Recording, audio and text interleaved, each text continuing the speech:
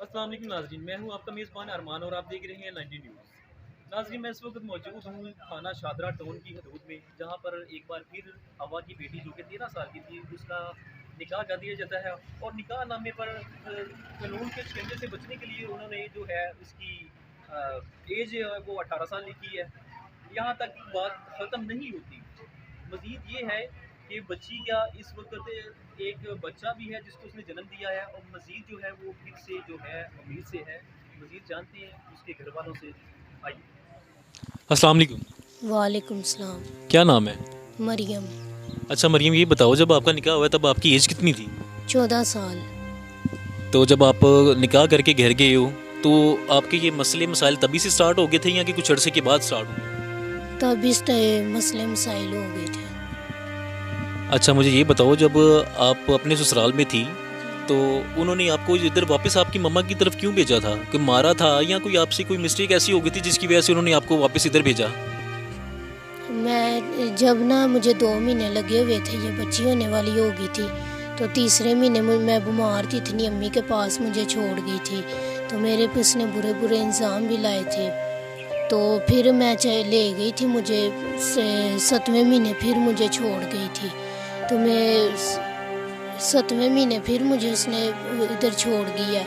तो मैं जब इधर ही छिला डाला अम्मी के घर, छिला नहा के गई हूँ, छिला नहा के गई हूँ। जिसने रिश्ता करवाया तो वो भी साथ, उसने कहा चल इसको ले जा कार अपना वसा। फिर ना मैं गई हूँ, छिला नहा के गई हूँ, तो उसके बाद दूसरा बेबी होने वाला हो गया, 2 महीने गुजरे हैं। तो मैं इधर आ गई हूँ, 3 महीने इधर रही हूँ, 2 महीने उधर रही हूँ। तो अब ये सांस कह रही है कि ये बच्चे दोनों हमारे नहीं है, ये हमारे बेटे के नहीं है, तो उन्हें किसी और के पैदा किए। फिर सांस ने इस तरह के इल्ज़ाम लाए हैं। ननान थी, उसने भी मेरे पे इल्ज़ाम लाया, जेठानी ने भी।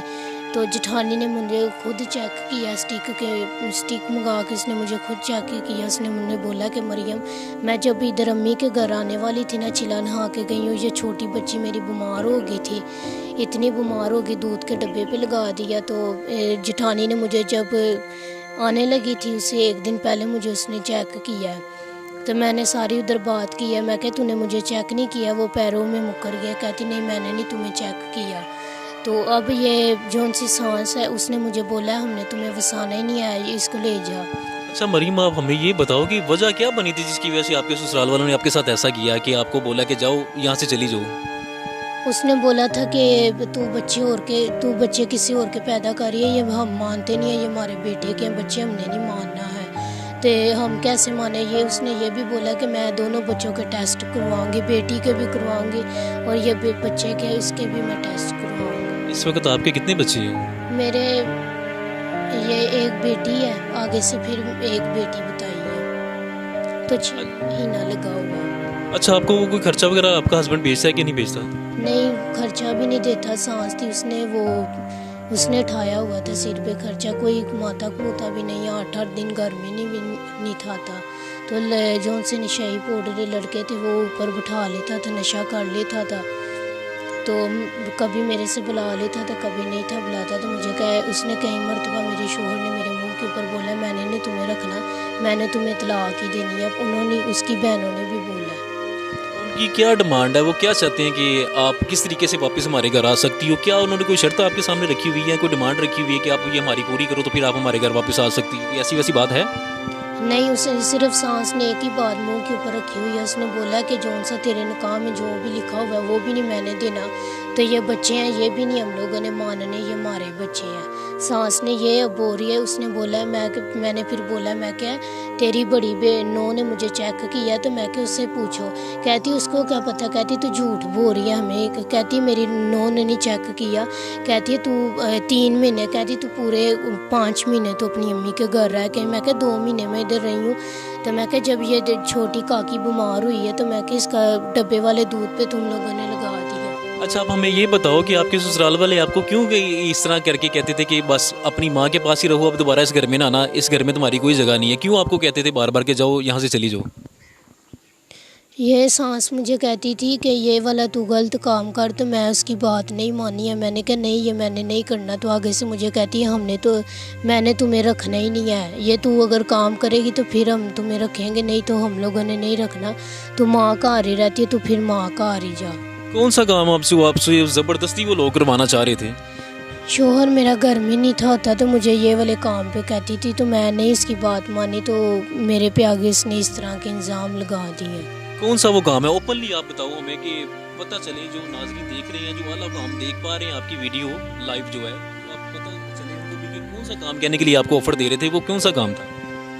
वो गैर मर्दों के घर आता था, तो मुझे कहती थी, गैर मर्द आता था उन्हों के घर, तो मुझे ये कहती थी ये लड़के के साथ तो ये वाला गलत काम कर। तो मैं नहीं थी उसकी, मैंने कहा नहीं, मैंने नहीं करना। तो आगे से मुझे कहती थी तू फिर चली जा इधर से माँ कर, हम लोगों ने नहीं तुम्हें रखना ना वसाना है। इस तरह के मेरे पे इल्ज़ाम लगाती थी, बुरे बुरे भी उसने मेरे पे इल्ज़ाम लगाए। उसका नाम महमूदा भी है, जेठानी का नाम फ़रा है, जौन सी ननान है उसका नाम है बीना, उसका सीधा नाम है रुपीना। इसके अलावा उनकी फैमिली में के मेंबर जो हैं, उनके अंदर कोई ऐसा आपने कोई गलत काम देखा था जिसकी वजह से उन्होंने आपको बोला कि आप भी करो? जी मैंने देखा था। कैसे थे वो लोग, क्या करते थे? गलत काम ही करते थे। तो उसकी जौन सी बड़ी बेटी थी ना, जिसका मैंने नाम अभी बताया रुपीना, वो मिलती थी रोज़ाना, एक मर्द घर में लेके आती थी। यानी कि वो हम बिस्तरी करती थी? जी, हम बिस्तरी करती थी। तो मेरी सास ने उसने मुझे ये बोला कि तू ये वाला गलत काम कर, फिर हम तुम्हें रखेंगे, नहीं तो हम लोगों ने नहीं रखना। तू माँ का आ रही है, हम तुम्हें माँ का आ रही छोड़ आते हैं। जी नाजरीन, यहाँ पे हमने मुतासरा लड़की की बात सुनी। आइए मजीद जानते हैं, इसकी वालदा भी मेरे पास मौजूद है, मजीद इनसे भी जानते हैं इनकी ज़ुबानी। अस्सलाम वालेकुम। जी बाजी बताइए, मसला कैसे शुरू हुआ और क्या क्या उन्होंने गलीज़ा अल्फाज इस्तेमाल किए? मसला इससे ये वजह ये बनी है ना, मैंने बेटी की शादी की है, जौन सा हाजी साबर था ना, वो कह रहा था आप रिश्ता दे दे इसे। मैंने रिश्ता दे दिया उसके कहने पे। मुझे नहीं था पता मसलन ये जायज़ फरोज करती हैं, क्या करते हैं क्या नहीं करते। मैंने दे दिया ना। जब ये बच्ची को 3 मंथ लगे हैं ना, तो ये कह रही थी मेरे बेटे को खींचती है, अंदर करती, उसको सोने नहीं देती, उसके साथ खुद मसलन बिस्तरी करती है। इधर आके मेरे घर में छोड़ गई है। वो आदमी भी बैठा हुआ था, हाजी साबर भी बैठा था, एक औरत मेरे पास और थी। वो औरत बोली है, उसने बोला अम्मा खैर है, मियाँ बीवी हैं तो कुछ भी नहीं होता, आप ऐसी बातें क्यों कर रही हैं? ऐसे मैंने 9 महीने अपने पास रखा है। इसकी बेटी जमाई है, जमा के 1.25 महीना नहाया, नहा के 2 मंथ बाद वो हाजी साबर ने बोला आप बच्ची लेके जाएं। आप बच्ची ने क्यों छोड़ा इधर? बच्ची को लेके गई है, छोटी बच्ची मेरे पास जब बिल्कुल ठीक ठाक थी, उधर गई है, बीमार हुई है। मुझे इसने फ़ोन किया, कहती मामा मेरे ना 2 मंथ फिर गुजर गए हैं। मैंने इसको बोला अभी तुम्हारी बच्ची बहुत छोटी है तो क्यों 2 मंथ गुजरे हैं? तो आप जो उनसे ना ऐसे नहीं कह रही, मेरी जेठानी ने चेकअप किया है। मैंने बोला चलो ठीक है। ये मेरे घर पे आई है, छोटी बच्ची भी बहुत बीमार है, मैंने बच्ची का इलाज करवाया है। इसी तरह कर के मसलन मैंने बेटी को भेज दिया है। जब 2 महीने गुजरे हैं ना, तो कहती मेरे बेटे की ये बच्चे नहीं है। ठीक है, अंजायज़ फरोज ये करती है, चरस ये बेचती है, पाउडर ये बेचती है, आइस ये बेचती है। तीनों बेटे इसके ये काम करते हैं। एक बेटा इसका जेल पे है, इसने मेरे मामे को भी मरवाया है। 25 साल बाद वो निकला जेल से। ठीक है, मैंने तो रिश्तेदार समझा, अपनी खाला समझा, लेकिन इन्हें हमें माँ वाले काम करके नहीं बताए।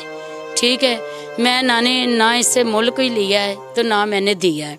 बच्ची को दिया, मैंने गलती की है बहुत बड़ी। हाजी साबर ने बोला चलो घर बसदारे यतीम बच्चियाँ अपना ऐसे करें। हाजी साबर उसको बोलता है, पता नहीं हाजी साबर का उसका क्या लेने देना, मुझे नहीं पता। मैंने इलाज करवाया बेटी को, तो इन्होंने अभी घर से निकाल दिया है। मैंने बोला ठीक है। लड़के एक ने फ़ोन किया, उसने बोला कि अम्मा ऐसे नहीं होता है। कहती मैंने इसके DMA करवाने, वो जो टेस्ट होते हैं बच्चों पे। मैंने बोला ठीक है तुम करवाओ। वो भी बच्ची कह रही है, जो छोटी है राबिया, उसके बारे में कह रही है गलत नहीं। इसकी सोनी जट्टी का नाम है, वो भी फ्लैट चलाती है। एक सहरा वो सड़कों पे खलोती है। बीना है वो भी करती है काम। इसकी जो नौ है ना अभी फ़रा, वो भी काम खुद करती, इसको भी काम पे लगाना शुरू किया है। ये नहीं लगी, इस औरत ने इतने बड़े इल्ज़ाम लगा के तो घर से निकाल दिया। जिन लोगों की आप नाम ले रहे हैं, कहाँ पे इन्होंने फ्लैट बनाए हुए हैं, कहाँ पे इन्होंने अपना धंधा शुरू? तो मैं इछरे में लगाया हुआ, बेटे इसके चोरियां करते हैं, वो थाना वादे थाने में इनकी सारी रिपोर्टें हैं, हमारा भी बताएं। तो मैं बेवा औरत हूँ, 5 बेटी हैं, ना मेरा भाई मसन है, ना मेरा बेटा है, ना मेरा खामिद है। इन लोगों को खुदा का खौफ ही नहीं आता। मैं मांग के गुजारा करती हूँ। अभी फिर जब बेटा बच्चा होने वाला है तो मेरे घर में फेंक दिया। मैंने कौन सा गुनाह किया है? वो लड़का आपको थोड़ा बहुत भी खर्चा नहीं दे रहा? कुछ भी नहीं दे रहा है। 1 रुपया नहीं। बच्ची के सर्दियों के कपड़े मांगे हैं, वो भी नहीं दे रही। कह रही कौन से मांग के घर से लेके आई हो। कुछ भी नहीं दे रही, ना इसके दे रही ना उसके दे रही। मैं चुप कर गई। मैंने गालियाँ निकाली हैं। मेरा दिल करता है मुझे ये टकरे तो मैं चपेड़े लगाऊं। मेरा दिल करता है बहुत ज़्यादा, लेकिन मैं मजबूर है, मैं कुछ कर नहीं सकती। अल्लाह के सिवा मेरा आसरा कोई नहीं। तो मुझे जौन सा इंसाफ मिलना चाहिए। इसी तरह मैं इन्हों की शादियां करके जो घर में ही बिठानी थी तो मैं घर में इन्हों के धंधे करवाती। मैं उधर क्यों छोड़ती? इधर ही धंधे करवाती, इधर ही सारा कुछ करती। तो मैं उधर तो ना छोड़ती। जी आप खुद फ्लैट चलाते हैं, नशे बेचते हैं, सब कुछ करते हैं, इल्जाम मेरे पे लगाते हैं।